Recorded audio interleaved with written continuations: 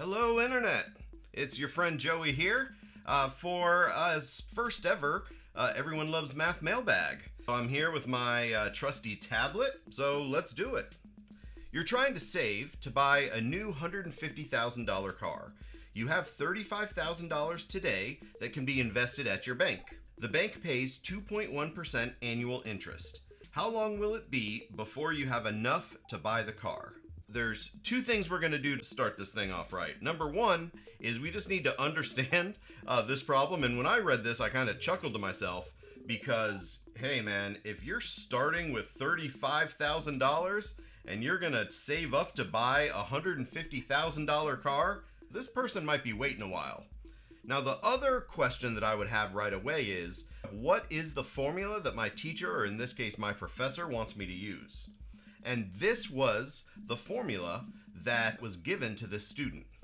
So now it's time to put some numbers into this formula and then solve the equation that arises from it. So the first thing we're going to do is we're going to start out with that present value. Remember, that was part of the formula. Maybe I'll just copy it right here. So in our problem, the present value is 35,000. Now, I'm going to make the executive decision right now that instead of writing out 35 and 3 zeros, we're going to just measure this problem in thousands. So I'm going to use 35 instead of 35,000. Now we know that the annual interest is 2.1%. I need to make that look like a decimal. So I need 0.021. Now time in years is what we're solving for, so that's going to be the variable. And then the future value that we're looking for is we're looking for when we will have enough to buy that car, $150,000. And so here is our equation. We've correctly substituted the numbers in for the variables, and now it's just on us to solve. Well, before we solve this, we do want to clean it up just a little bit. 1 plus a little decimal, we're just going to make that a number. That just looks a little bit cleaner for us. All right, next up, we need to understand what's happening in this problem so that we can undo it. In this problem, the variable that we're trying to solve for is t. T is trapped up in an exponent, and then after it's being trapped in that exponent, it's also being multiplied by 35 to get 150. So what we can do is we can actually express this equation as what I like to call a function flowchart. So this is a two-step function. This first box is our input, that's going to be t. And the last box should be our output, which in this case is $150,000. Now, in order to get from our input to our output, we need to tell the story of the two things that were happening to t. The first thing that's happening to t is it's trapped up in that exponent. So it's in the exponent of 1.021 to the. After 1.021 is raised to the t, then that whole thing is multiplied by 35,000 to get 150,000. The diagram that I drew has exactly the same information in it as the equation that we started with. The cool thing about this diagram is this diagram tells me exactly what needs to happen in order for us to get back to that mystery number t. So I'm going to go to my red ink here, and we're going to work our way backwards from 150. Looking at our diagram, the last thing that was done in this problem was a multiplication by 35. So if we're going to undo it, we're going to divide by 35.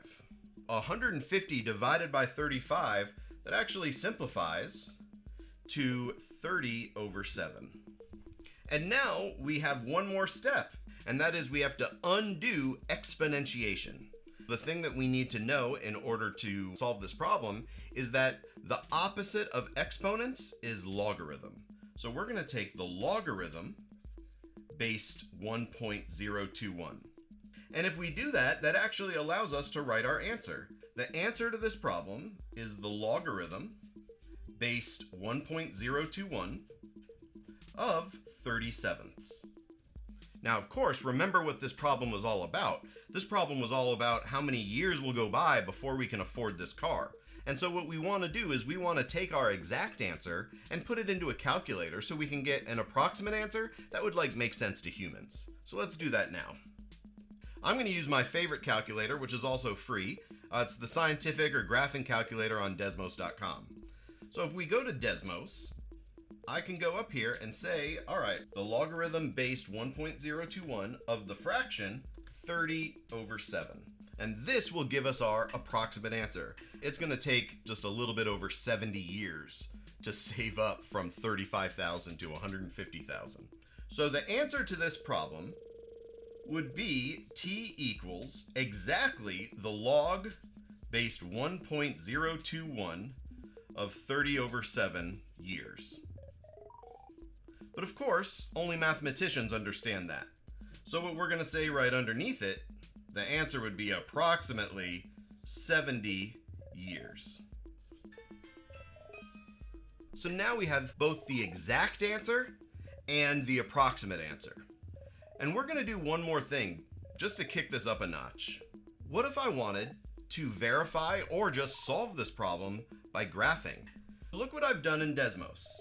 In Desmos, I've made two graphs. The first one, the purple one, is the left side of the equation, 35 times 1.021 to the, in this case I used x. And then the second equation, it was the other side of the equation.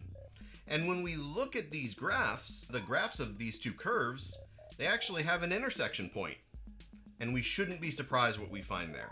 These two graphs intersect at around 70 years. So this is the graphical verification that what we had thought was our answer actually does make sense if we look at the graphs as well.